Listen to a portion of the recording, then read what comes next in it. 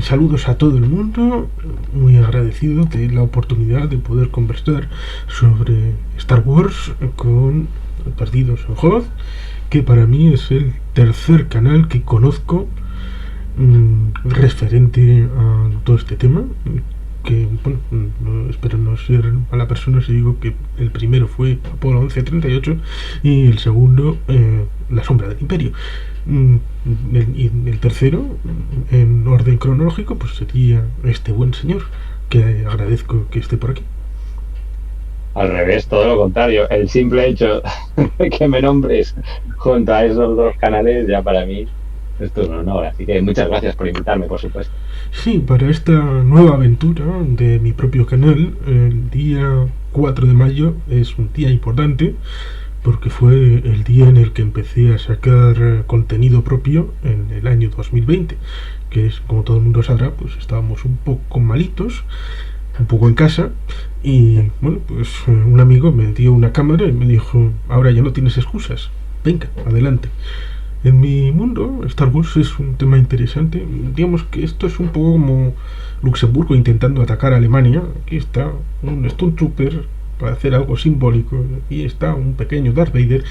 Recuerdo cuando era pequeñito, yo soy del año 82, con lo cual evidentemente pues no pude ver la trilogía original en cines. Cuando estrenaron El Retorno del Jedi era un crío de un año.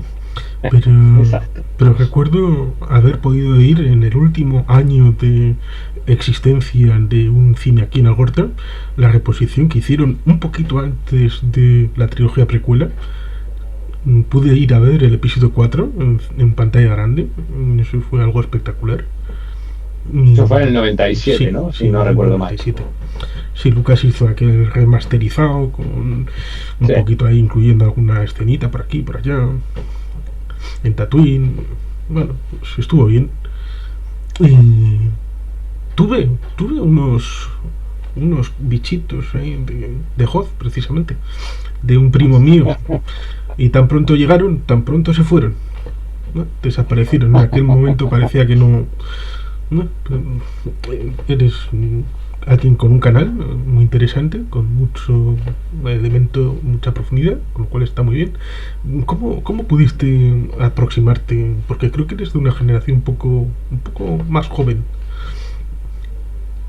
Pues sí, a ver, yo soy del 90, con lo cual eh, lo curioso es que por edad tal vez yo debería haber sido más un chico de las precuelas, ¿no? Porque más o menos coincidió, bueno, se estrenaron desde el 99 hasta el 2005, pues bueno, la infancia, la juventud, ¿no? Los años que mi generación, digamos que se ha visto mucho más influenciada por las precuelas que por la trilogía original. Pero yo siempre digo lo mismo, pese a que por edad me correspondería más esa trilogía, es verdad que conocía antes la trilogía original. Yo no la recuerdo exactamente todo, pero sí que la vi en las películas originales ya en el 95, 96 y después, como tú bien has dicho, con las reediciones que hubo, las remasterizaciones que hizo Lucas en el 97, también recuerdo ir a los cines a ver la trilogía original por aquel entonces. Y a mí lo que me enamoró, lo que me cautivó, fue precisamente la trilogía original.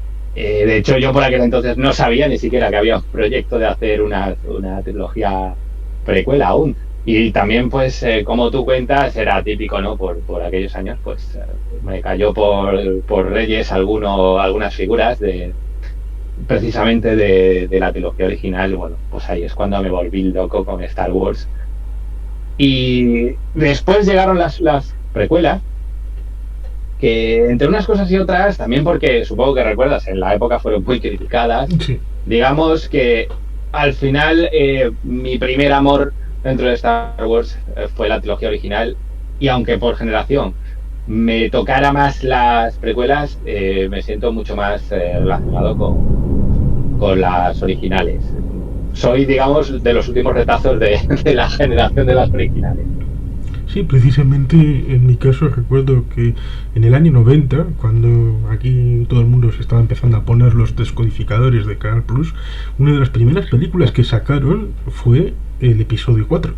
Y a un vecino, no recuerdo a quién, le dije, toma, aquí una VHS, aquí, grábamela. Y la tuve durante muchos años. La versión que yo tenía en casa era aquel VHS del episodio 4. Sí, hubo dificultades, Jar Jar Binks, que aquello parecía el canal parlamentario, cosas que luego reflejaron los de Big Bang Theory. Pero son tonterías, porque claro, yo soy licenciado en ciencias políticas y pareciera, bueno, a veces me lo han dicho, que cualquier novela que escribo, es de política. Y yo digo, hombre, hablo de muchas cosas, escribo un montón de cosas, pero no significa que, bueno, una persona va a una farola, un tema político, pues estás hablando de la farola y el expediente, no sé, hombre, no, yo no he hecho eso, estoy diciendo un hombre va a una farola. Y cuando juntas todo lo que habla de política en el episodio 1, ¿cuántos son? 6 minutos de una película de 2 horas. Son acusaciones que son tremendas. Bueno, yo creo que había una animadversión sorprendente en el ambiente.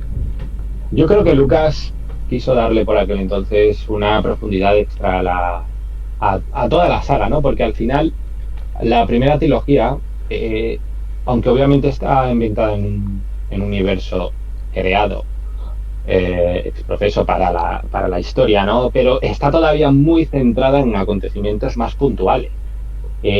Incluso aunque es obvio que hay una historia mucho más amplia detrás, digamos que a nivel guión, a nivel historia, está como muy centrada en una serie de personajes, en una aventura un poquito más light también.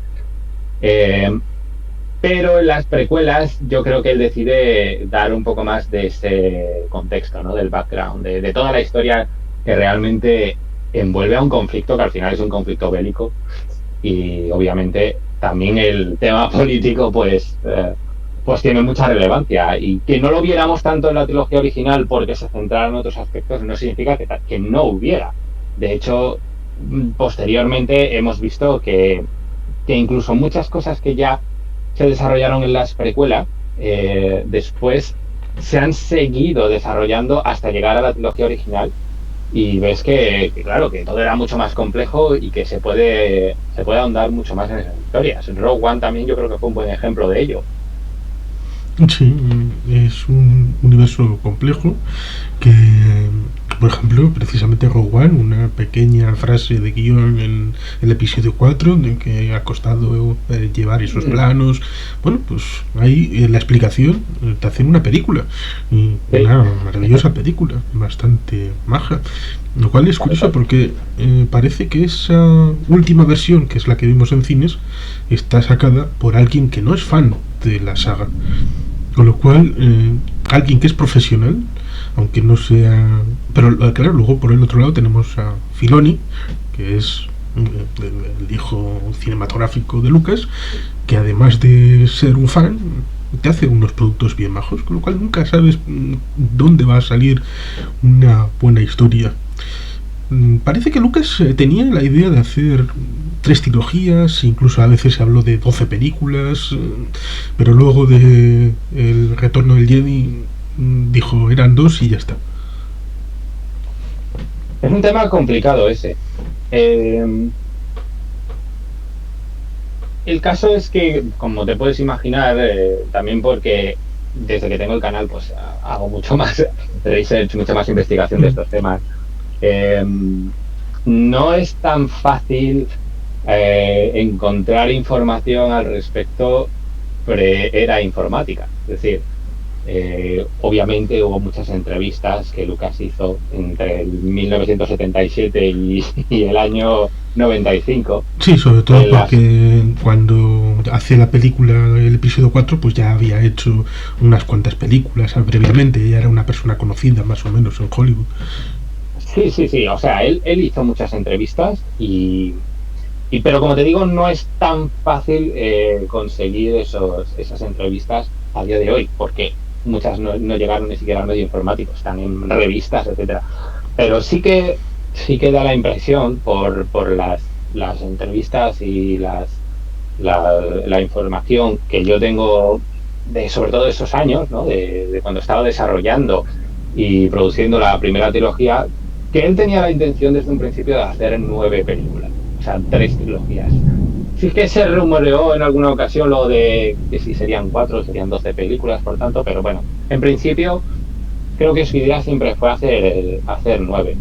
De hecho, es muy probable que en su día él incluso planteara hacer en primer lugar una trilogía secuela pocos años después de terminar con El Retorno del Jedi, también aprovechando que los protagonistas de esa trilogía aún eran relativamente jóvenes, ¿no? Tanto Mark Hamill como Carrie Fisher y Harrison Ford. Es verdad que con Harrison Ford por aquel entonces también estaban desarrollando Indiana Jones. Es verdad que las críticas que hubo al episodio 6, yo creo que también hicieron que Lucas tomara cierta distancia por aquel entonces con todo lo relacionado con Star Wars. Y al final, entre unas cosas y otras, pues se fue posponiendo la cosa. Y también lo personal influyó, ¿no? En aquel momento se estaba divorciando. Claro, no, bueno, es que eso da para un podcast completo, ¿eh? Sí. Una historia completa. Hablar de qué pasó del 83 al 93, digamos, esos 10 años. Porque fueron seguramente muy turbulentos para Lucasfilm, y a la hora de tomar decisiones influyó muchísimo. Y fíjate que llegó todo al punto de decir, no podemos hacer una secuela ahora mismo, vamos a hacer mejor unas precuelas, que vamos a tener un reparto nuevo, que vamos a contar una historia anterior que va a depender, entre comillas, menos de lo visto en la trilogía original. Y por tanto, digamos que todo lo que ocurrió después del estreno del episodio 6 es lo que ha llevado a todo lo que ha venido después, que lo que se estrenara fuera unas precuelas casi 20 años después, y que las secuelas se hayan tenido que hacer 40 años después y con Lucas apartado del proyecto, ¿no? Sí, hay muchas historias muy interesantes. Por ejemplo, la industria Light and Magic, que no solamente hizo efectos para Star Wars, sino también para otras películas, hasta Star Trek, que pareciera que los Trekkies y los de Star Wars tenemos que estar completamente aparte. Bueno, pues también está Pixar. Pixar surge también como muletilla de todo este conglomerado, y en un momento dado supongo que, bueno, la vendo por aquí porque ya no tengo las ganas para seguir haciendo estas cosas, y al final Pixar ha acabado derivando en ser un estudio importante en esto de los dibujos en animación. No solo eso, sino que es que Lucasfilm ha vendido en los últimos 40 años una cantidad de patentes, y Industrial Light and Magic en concreto, increíble. O sea, mucha de la tecnología que vemos ahora mismo en otros estudios, incluida Beta Digital, una de las mayores también compañías de esto, mucho de lo que desarrolló Disney como compañía, lo que desarrolló Pixar, todo esto ha estado siempre muy influenciado por lo que estaba haciendo Industrial Light and Magic y las patentes que ellos vendían. O sea que al final Industrial Light and Magic ha sido y es parte de la historia del cine, sobre todo de todo lo que está relacionado con la ciencia ficción y todo aquello que necesita tecnología extra a la hora de ser rodado, y que es realmente una empresa muy muy importante, mucho más de lo que nos imaginamos. Sí, normalmente se suele centrar el tiro en las películas y en los proyectos que se llevan a cabo, pero ahí está la serie que quiso hacer precisamente Lucas, pero que le dijeron que no, y creo que comentaste alguna vez que era un motivo añadido a el hecho de vender a Disney Lucasfilm. Es que, claro, esto ya nos metemos de nuevo en temas complejos, ¿no? Porque Lucas llegó un momento en el que vio que él ya no podía llevar la empresa como había pretendido hacer desde hacía mucho tiempo, ¿no? Como ya hemos hablado hace unos minutos, el propio Lucas llegó el día que dijo, no voy a poder hacer una trilogía secuela ahora. Pasó a idear, a desarrollar la trilogía precuela, contar la historia de Vader desde que era un niño, porque iba a ser muy difícil poder contar una secuela con los personajes de la trilogía original en ese momento, a mediados de los 90, y hizo su remasterización de la trilogía original, escribió los guiones de las precuelas, desarrolló las precuelas y de nuevo se encontró con muchas críticas. No solo que se encontrara muchas críticas, sino que se encontró con muchísimas más críticas de las que se llevó en su día, por ejemplo, el episodio 6. Esto obviamente en algún punto hizo pensar a Lucas y dijo, vamos a ver, ¿qué hacemos a partir de ahora?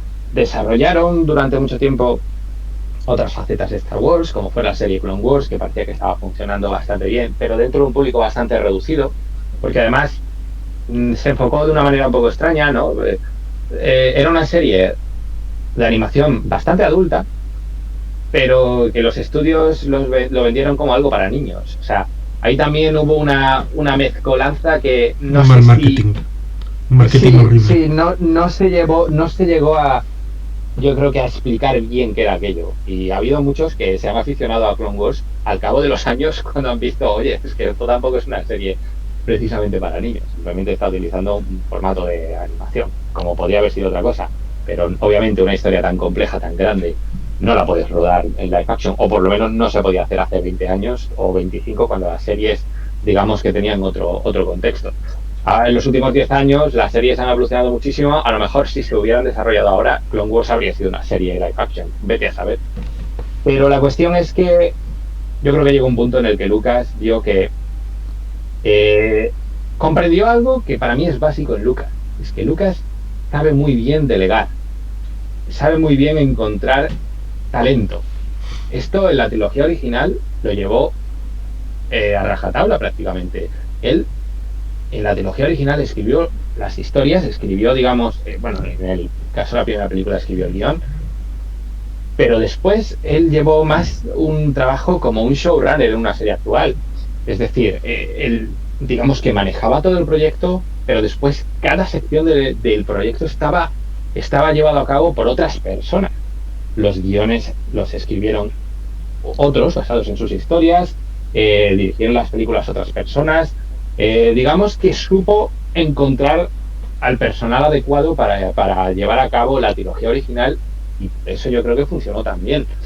En las precuelas cometió, entre comillas, el fallo de querer hacer él un poco todo, ¿no? Un Juan Palomo, ¿no? Yo me lo guiso y yo me lo como.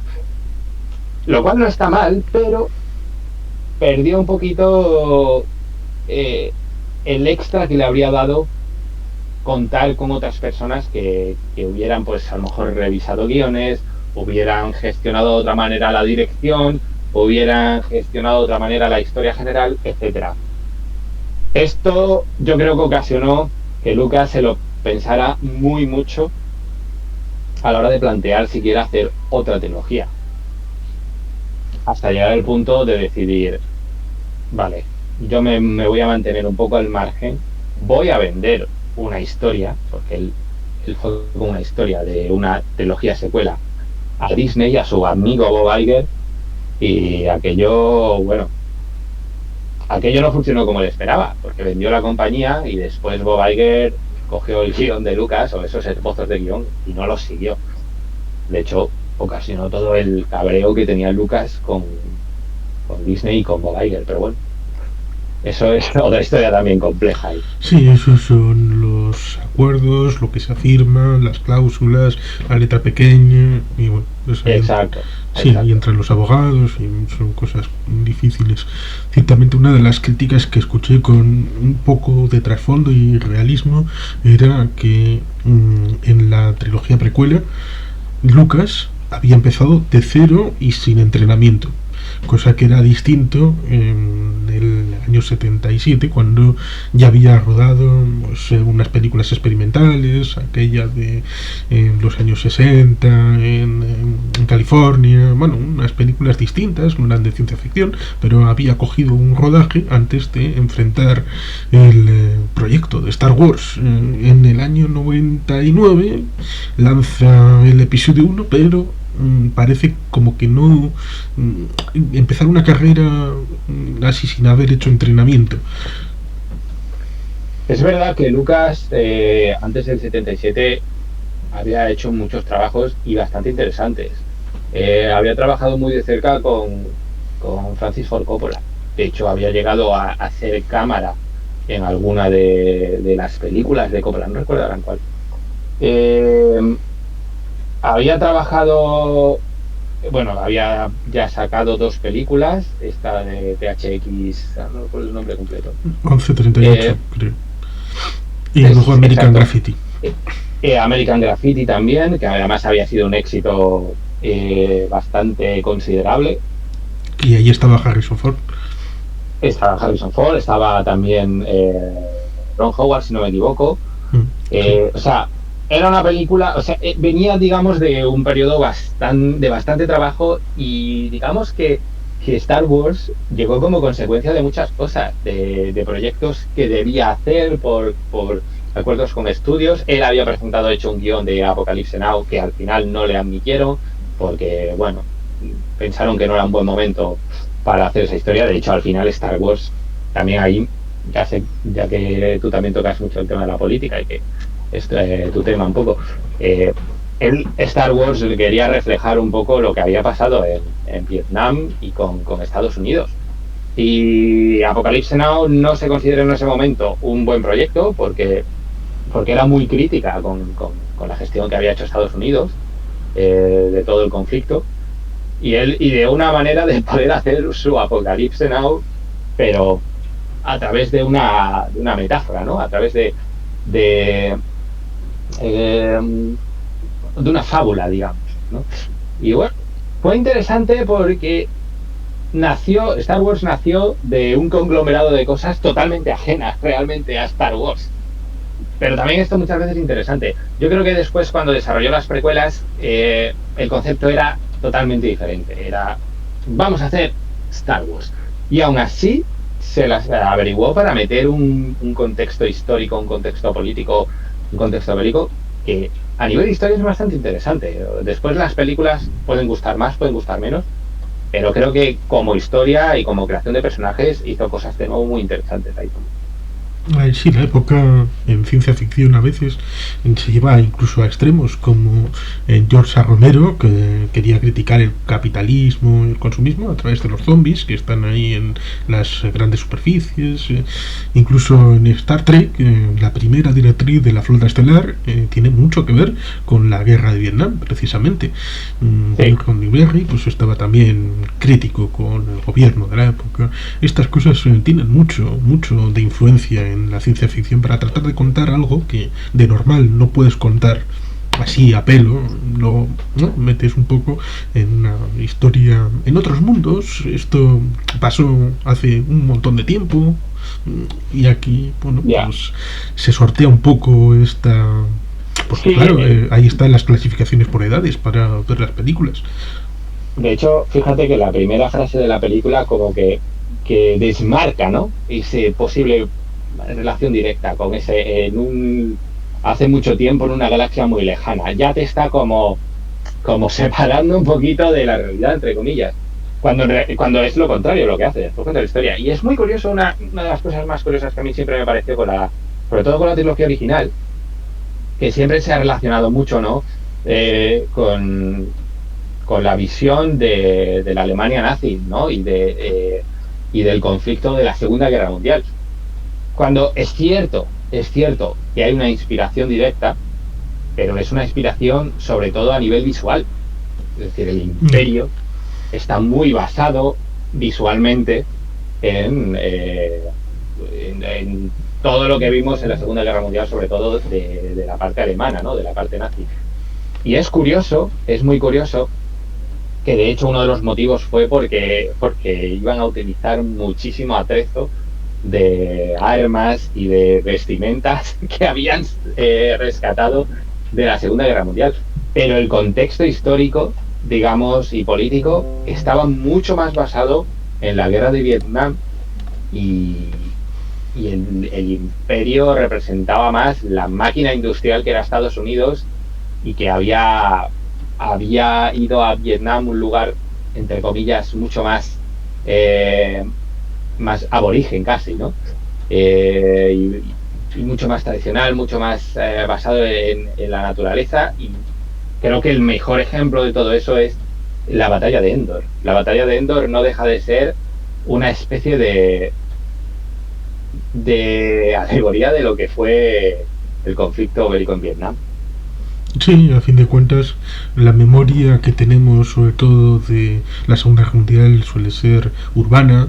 Más que la batalla de Francia del 40, solemos centrar en lo que pasó en el 44, la liberación de París, Claro, las batallas de Argen, bueno, todas estas circunstancias que fueron prácticamente al final. Vietnam prácticamente fue una batalla en la selva. Ciudades estaban Hanoi, Haiphong, bueno, muy pocas. Da Nang, sobre todo, era combate en plena naturaleza. sí, exacto. Pues sí, al final Lucas quería, supongo que él, por ideología, por cuestiones políticas, estaría bastante en desacuerdo con lo que estaba haciendo Estados Unidos y, y, bueno, no solo él, yo creo que era algo bastante típico en la generación americana de los años 60 por ahí, ¿no? Y Sí, suele, había un descontento general. sí suele acompañar bastante a las Sí, diferentes épocas, porque, por ejemplo, la trilogía precuela tiene bastante de ese primer mandato de George Bush Jr. y la guerra de Irak y, bueno, el 11 de septiembre, ha imbuido, sobre todo en el episodio 3, que es quizá sí, es el obvio. más claro. Bueno, es que no solo eso, ha influido muchísimas cosas. Todo lo que pasó a principios del siglo, de hecho, incluso en Marvel se ve mucho, ¿no? Toda la historia del Civil War, eh, que tal vez sea uno de los acontecimientos más conocidos dentro de Marvel, también surgió a partir de todo lo que pasó en el 11 de septiembre, etcétera.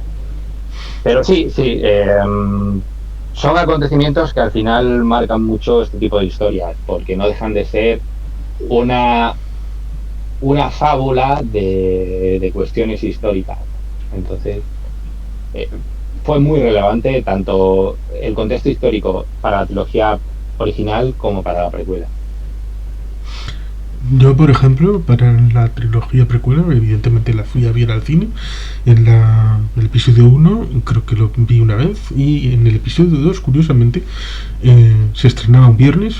Bueno, en aquella época parecía que solamente se podía estrenar un viernes. Ahora te encuentras estrenos un jueves, un preestreno Mm, incluso un miércoles. Bueno, pues fui el viernes a comprar la entrada en los ya desaparecidos Cines Capitol de Bilbao, que estaban prácticamente en el centro.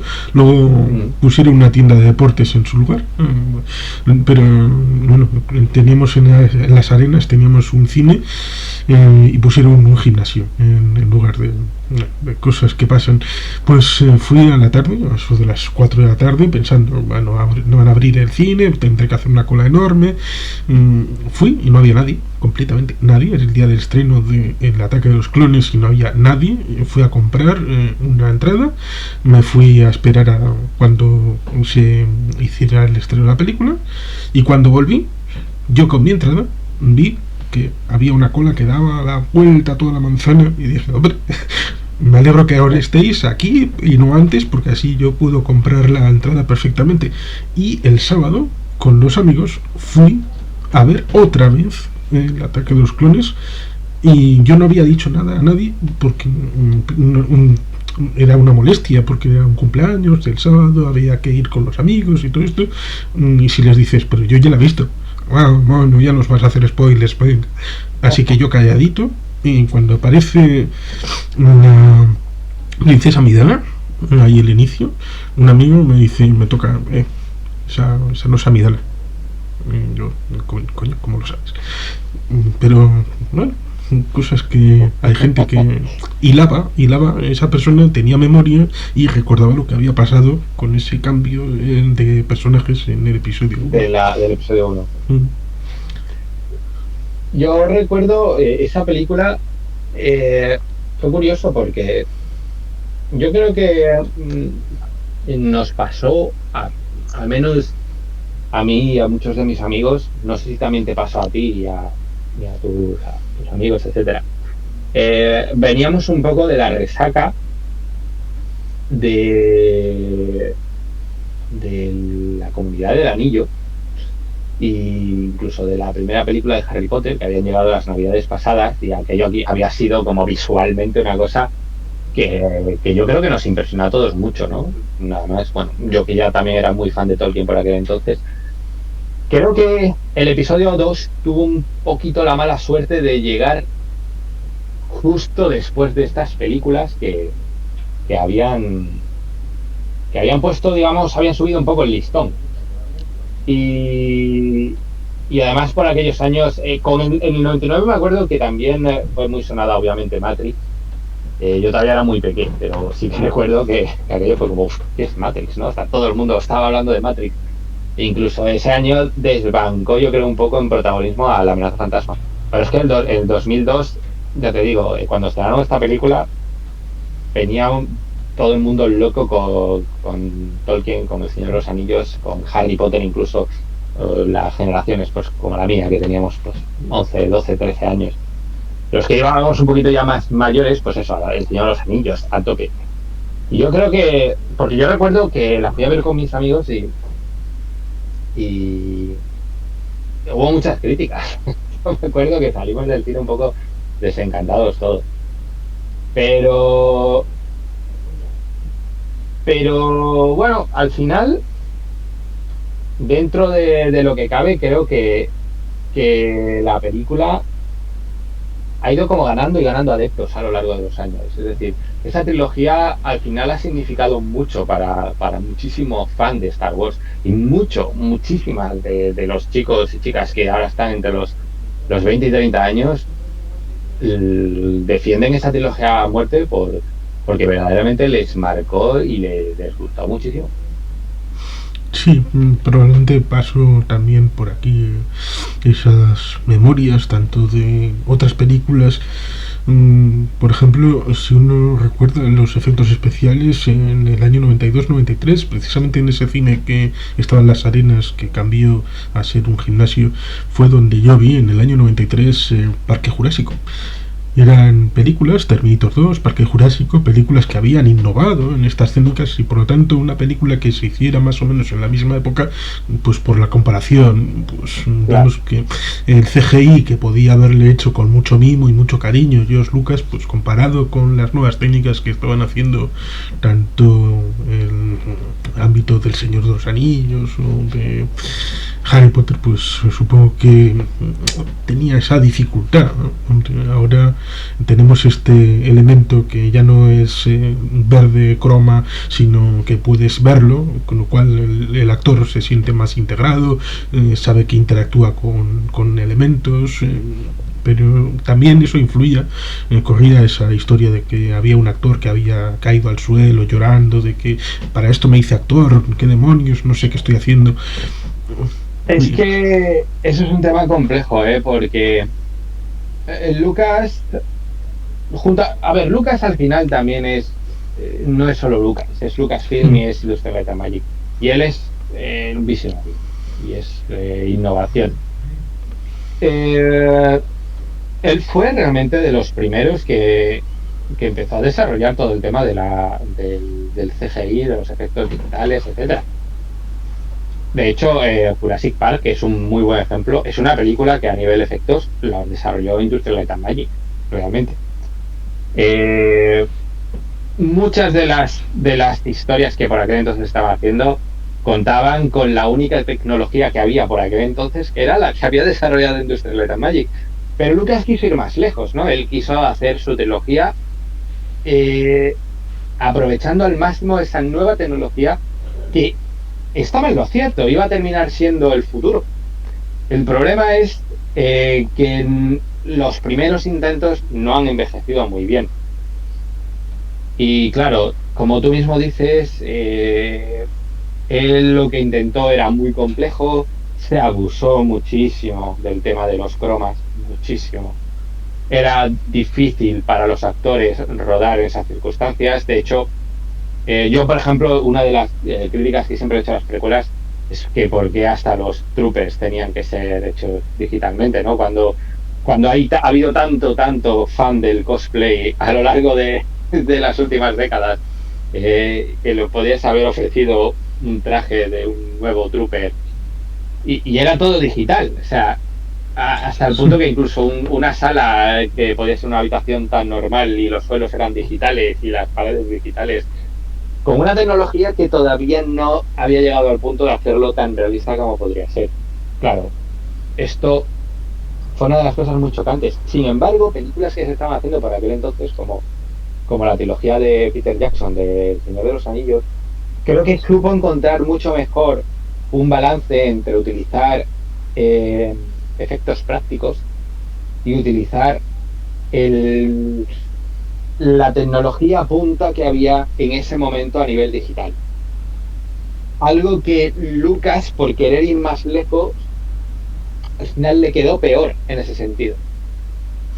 Lo importante, precisamente para que haya sobrevivido la trilogía precuela, es que tiene un trasfondo, unas historias que superan esas problemáticas respecto al cómo se quiere contar la historia, a pesar de, por ejemplo, esos recortes respecto a la historia entre Anakin Exacto. y Padme, que en el episodio 2 pues se queda muy cojo y no se entiende muy bien en la versión estrenada en cines.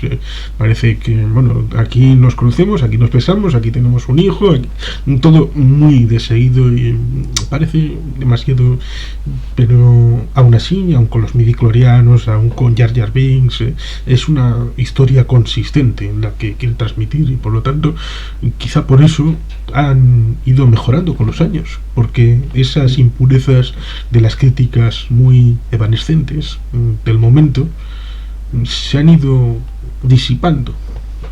Totalmente de acuerdo. Yo siempre lo he dicho, esas películas tienen defectos en cuanto a la forma, pero tienen muchas virtudes en cuanto al contenido.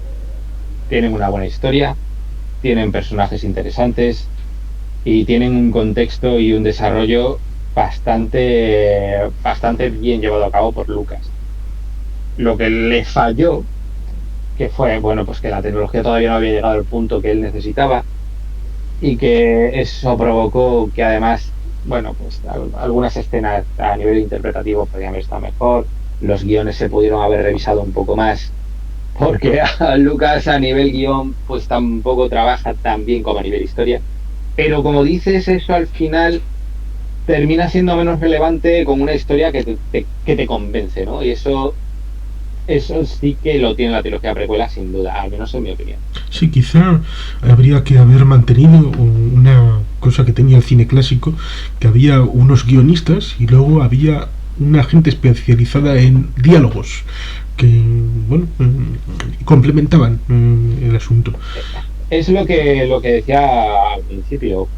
Lucas siempre ha sabido delegar muy bien, pero la trilogía precuela no quiso hacerlo. O sea, si hubiera actuado más como showrunner de esa trilogía y hubiera tenido a gente que hubiera revisado los guiones, si hubiera hecho unos guiones adaptados basados en la historia que había escrito Lucas, hubiera incluso contratado a directores que hubieran hecho estas películas como pasó con el episodio 5 y 6, creo que habría sido la misma historia al final, pero a nivel factura habría estado a otro nivel, yo creo. Sí, precisamente en ese año, en el 99, si uno mira los premios Saturn, que son de ciencia ficción, Sí, pues se puede encontrar películas bastante bajas, nivel 13, Existence, episodio 1, y evidentemente, pues la reina de todo aquello que sería Matrix, que evidentemente fue la que ganó. Y sí, si uno mira la historia, evidentemente, bueno, se puede encontrar aquella historia de el primer episodio, de episodio 4 cuando se empezó a rodar en Túnez. Tuvieron también sus dificultades con aquella riada en medio de un desierto que hacía un montón que no llovía. Tuvieron que, bueno, la fiesta de cumpleaños de Ale Guinness, que Ale Guinness pues en principio no creía mucho en proyecto, pero era un profesional y cumplió sobradamente con su cometido, que era lo importante. No se le exigía que fuera un fan, se le exigía que fuera un actor. Y fue el que sí. levantó la moral en aquel momento. Y siempre ha habido dificultades en todos los rodajes de todas las películas, con lo cual hay algunas críticas que son, digamos, que impuras y otras, bueno, legítimas, pero siempre que se argumenten. Ya de la trilogía secuela, bueno, pues digamos que yo soy un crítico, evidentemente. Bueno, no hace falta que diga nada más de cuál es la que podría decir, pero lo que sí sorprenderá es que cuando fui a ver el episodio, bueno, pues la fui a ver con mi padre y al salir mi padre estaba echando espumarajos por la boca.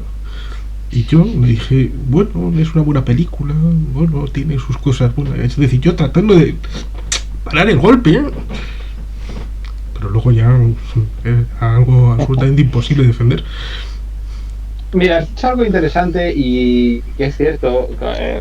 Ahora, si quieres, tocamos el tema de las secuelas, pero no lo quiero dejar pasar. Y es que, como dices, todas las películas, todas estas producciones tienen problemas. Lo que pasa es que ahora estamos en un momento en el cual vivimos en la era de la información. Sabemos todo. Es decir, si hay un problema en un rodaje, te vas a enterar.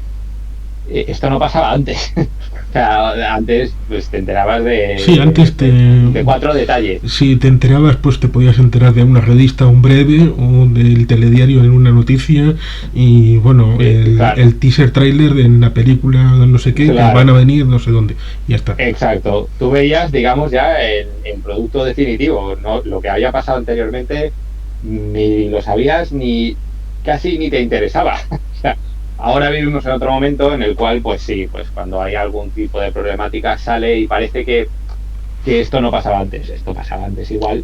Y no voy a decir ni más ni menos, seguramente igual. Pues y habrá proyectos que se han tumbado que ni siquiera sabemos que se estaban desarrollando, que te enteras 20 años después. Hay proyectos que habrán sido peliculones que tuvieron millones de problemas, también habrá otros que no, que iría todo muy fluido. Eh, Sí, pero bueno, es verdad que se ponen ejemplos clásicos como vamos, Casablanca, aquel rodaje que fue, o los 4 directores de Lo que el viento se llevó. la muerte a pellizco fue, o sea, terrible, terrible. Pero no solo eso, es que incluso en Star Wars, ahora que han salido con los años muchos libros de los making of, ¿no? De cómo se hizo, de no sé qué, empiezas a leerlos y dices, esto lo llega a haber pasado a día de hoy y la gente habría estado tirando de los pelos durante 3 años, porque es que los rodajes, incluso decisiones argumentales, dependían de, pues es que nos hemos quedado sin presupuesto para esto, o este actor hemos tenido que prescindir de él, o este actor no ha podido viajar aquí y no vamos a hacer esta escena. Y yo siempre lo digo, un ejemplo muy bueno es que toda la historia del principio de Hot, con el Wampa, etcétera, simplemente se hizo porque Mark Hamill se había reventado la nariz en un accidente de tráfico. O sea, al final, simplemente ahora tenemos mucha información que nos permite también a veces ser más críticos o da la impresión de que las cosas son muy diferentes, cuando tampoco tanto. Sí, la gente siempre es picajosa en todas las épocas. Mm. Y ahí tendríamos. Lo que comentas de las secuelas, yo, bueno, Sí, creo que en ya algún sé, que otro vídeo has comentado que es difícil hacer una trilogía sin una coordinación en la que en el primero te aparece JJ Abrams, luego te aparece Ryan Johnson, que, bueno, yo suelto el chiste de que igual el Ryan Johnson del episodio 8 es un Skrull, el verdadero Ryan Johnson es el de puñales por la espalda. Y luego en principio el episodio 9 iba a ser para Colin Trevorrow, pero hay un juego de trileros de quitamos a Trevorrow, volvemos a traer a JJ Abrams. No sabían bien lo que querían hacer. y exacto. Hubo una serie de situaciones muy complejas porque el problema para mí siempre de muchas críticas es que se centran en lo superficial, ¿no? Y lo fácil de criticar. Que no es que no estén bien o no sean acertadas, pero muchas veces te pones a indagar un poco y ves que los motivos que han llevado a una cosa u otra son un poco diferentes, ¿no? Y sí, los que seguís o han visto mi canal saben, yo soy muy, muy fan de la trilogía original. Eh, Le tengo bastante cariño a las precuelas, aunque no me gusten tanto como los originales. Y las trilogías secuela ni me va ni me viene. O sea, hubo cosas que le vi bastante potencial al episodio 7 dentro de ser un poco una especie de soft reboot, ¿no? Del 4. Y dije, bueno, de aquí pueden traernos una historia interesante o no. Y después, pues pasó todo lo que pasó. Cambias director, cambias historia, pero digamos que no hay una figura detrás a los showrunners y eso al final afecta muchísimo. Pero es también parte de todo lo que te llevo diciendo desde que hemos Sí. empezado. Lucas ha sabido muy bien ser showrunner cuando lo ha sido. Es decir, digamos que la trilogía original funcionó también porque se dieron esas dos condiciones. Tener una dirección por parte de una persona que es la que crea la historia, que digamos le da cohesión a todo, ejecuta todo de manera adecuada y después hay personas o departamentos individuales que dan lo mejor de sí en cada aspecto. La Sí. trilogía precuela pasa un poco por una de las cosas, y es que sigue habiendo una idea general de una persona que es George Lucas, pero delega mucho menos, con lo cual tanto sus aciertos como sus errores están muy reflejados ahí. Y en las secuelas pasa lo contrario. Hay elementos individuales que pueden funcionar muy bien, pero no hay una cohesión detrás que sustente eso, ni una visión de conjunto que haga que funcione como trilogía, incluso como trilogía de Star Wars, ¿no? Y yo, a ver, yo no soy muy fan de las críticas excesivas, porque también entiendo que, bueno, no sé, no me gustan mucho esas actitudes, pero entiendo que se le criticará muchísimo a esta trilogía y que haya muchos fans que estén muy descontentos, por supuesto. Sí, por ejemplo, no sé si le habrá pasado a alguien más, porque no lo comenté, cuando ya en el episodio 7 viéndolo en el cine, y vemos el inicio, vemos a Poe Dameron ahí buscando el personaje de Max von Sydow, que no recuerdo cómo se llama, que le da ahí la parte de la información, y ahí aparece el Imperio, y aparece Kylo con sus amigos y todo esto, y luego aparece la cámara para pasar de Max von Sydow a el personaje de Finn que está por ahí, lo acaban por identificar, y yo digo, pero ¿a dónde te vas? Cuéntame lo de Max von Sydow, que tiene una cosa interesante que contarme. Ya me estás escomateando algo. Y dices, hombre, pues podría haber sido una historia fantástica, pero nunca me la vas a traer. Y ahí a partir de ahí, pues evidentemente el director pues va tejiendo su historia, la que considera, y se arriesga a que el espectador desconecte. Sí. A ver, yo, por ejemplo, siempre he pensado que si quitas el episodio 8 y hubieras desarrollado más el 9 que escribió Abrams, ¿no? Con Max Terrio, creo que era. Y Christian lo Dior, ¿no? unes a Chris Terrio, se llama. Creo que sí. Perdón, es que siempre, siempre me invento los nombres. Em, y hubieras desarrollado una historia pasando, o sea, mezclando el episodio 7 con lo visto en el 9 mucho más expandido, creo que no habría quedado mal la trilogía.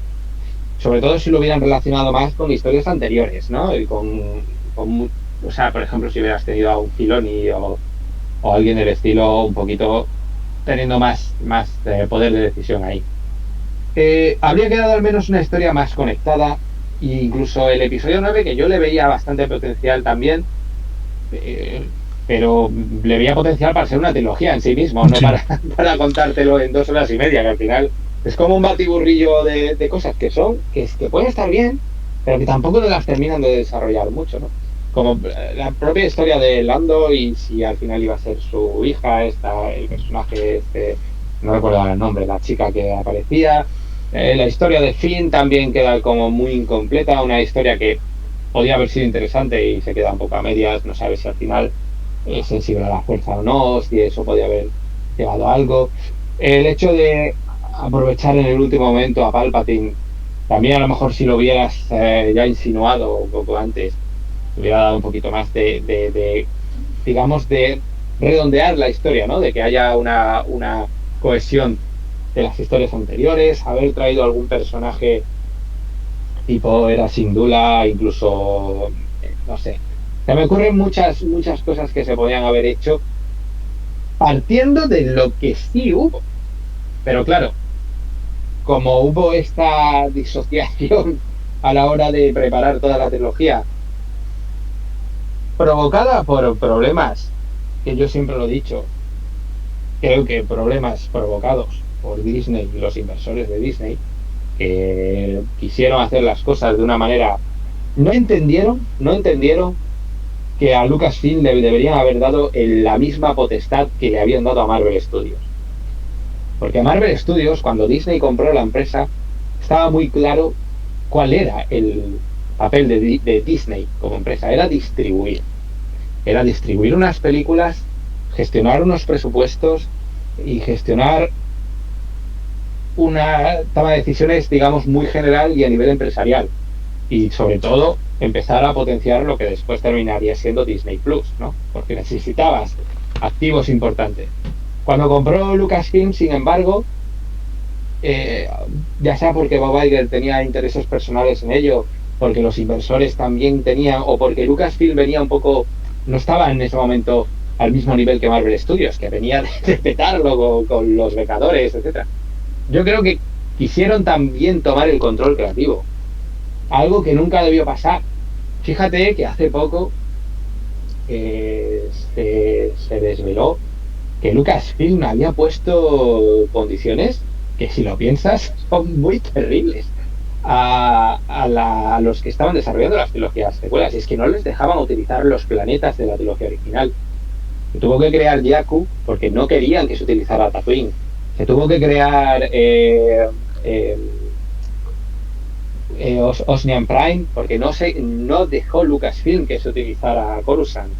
¿Por qué? Porque querían mantener la opción de poder desarrollar ellos historias en estos planetas sin verse influenciada por algo en lo que no tenían todo el control creativo. Nadie de Lucasfilm tuvo ahí control creativo absoluto, porque Disney al final terminó imponiendo muchas ideas, que yo creo que también es por lo que George Lucas terminó apartado, por lo que mucha gente en Lucasfilm pues estuvo muy descontenta con la gestión de Disney.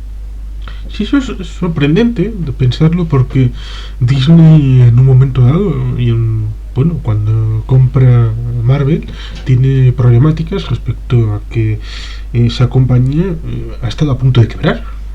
Y digamos que todas las películas de finales de los años 80 y principios de los 90 pues casi llevan a una quiebra de todo ese modelo, incluso tuvieron que vender, por eso Sony los derechos de Spider-Man los tiene Sony, hasta hace poco pues ha tenido Fox varios derechos, y teniendo la posibilidad de incorporar muchos elementos y haberlo hecho bien, sorprende que gente que está viviendo esa situación en otra división de la empresa no sean capaces de poner orden en un lugar donde sí tienen las herramientas para poder hacer bien las historias. Aunque claro, evidentemente pues tenemos todas esas circunstancias de que podían haber incorporado un montón de historias, pero todo esto que es Legends, bueno, pues venga, como antes está desarrollado en el periodo en el que era antes de la compra de Disney, pues esto lo quitamos y hay que generar todo de nuevo.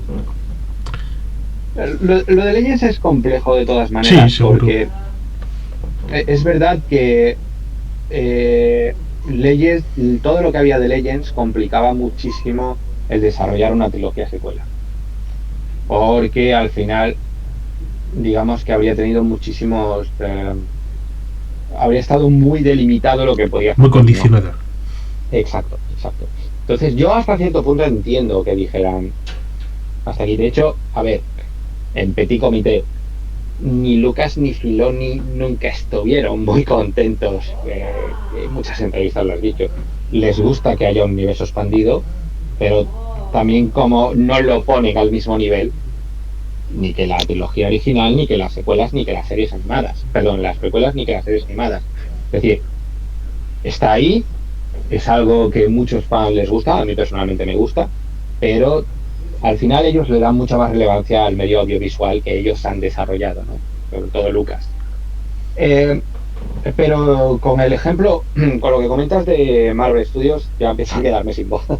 Em, la cuestión es muy sencilla. Marvel Studios venía de éxito de público.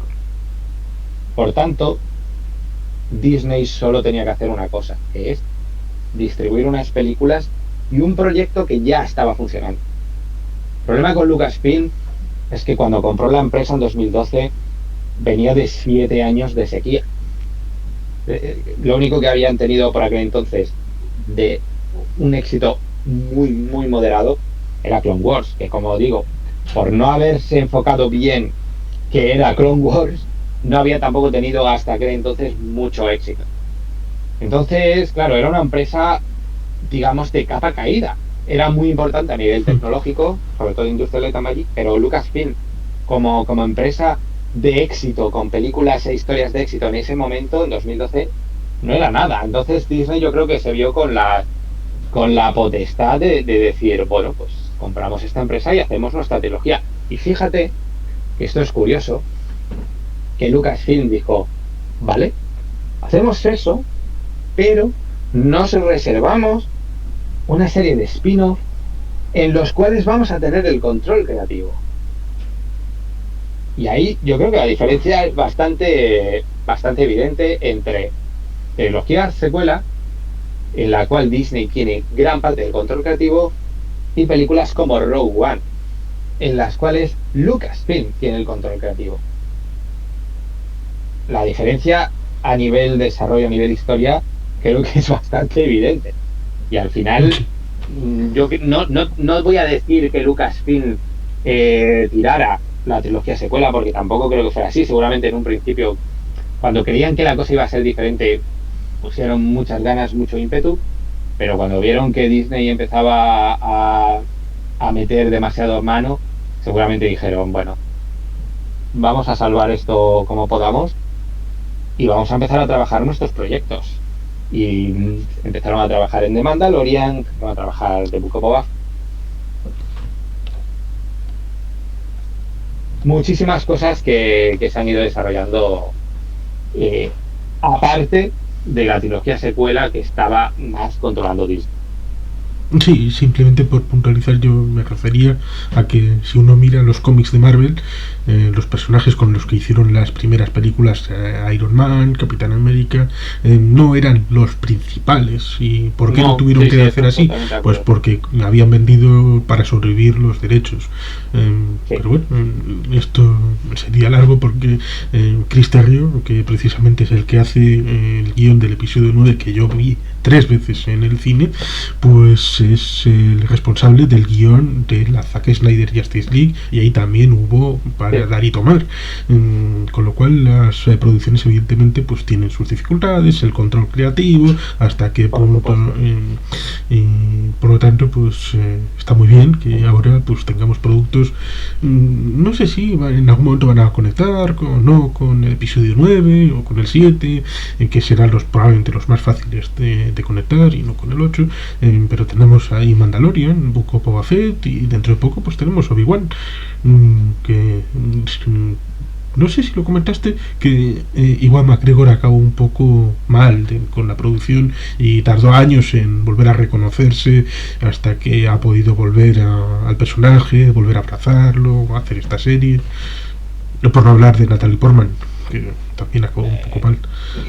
McGregor terminó muy quemado, pero vamos, como igual de quemado que podrías haber terminado tú o yo, de hacer un trabajo en el cual tienes que hacer una interpretación de una trilogía entera delante de una pantalla verde. Pues sí, pues no es cómodo, no es lo que te esperas, etc. No, es verdad que seguramente por aquel entonces muchas películas estaban rodando así, pero claro, era muy difícil para ellos, y encima entiendo que después de que se estrenara el episodio 1 y el episodio 2 y se acusara, porque se hizo muchísima crítica de la interpretación de los actores, que era muy plana, que parecía de plástico. Es que claro, también imagínate tú que eres el actor, que estás ahí, que lo estás intentando dar todo, pero que no tienes un contexto casi para poder interpretar, ¿no? Para dar lo mejor de ti. Cuando eran actores, como el caso de McGregor o el caso de Natalie Portman, actores bastante buenos. O sea, que me gustan más o menos, pero yo creo que son decentes. Pero claro, tienes muchos, lo tienes todo en tu contra para hacer una buena interpretación. Y al final es normal que les afectaran todas las críticas tan terribles que estaba viendo, ¿no? Entonces, es que al final, pues es normal que digas tú, yo en esto no me quiero meter otra vez ni en pintura. Es que el caso de McGregor y el de Natalie Portman son los que menos se vieron afectados. Es que Hayden Christensen prácticamente dejó la interpretación durante años.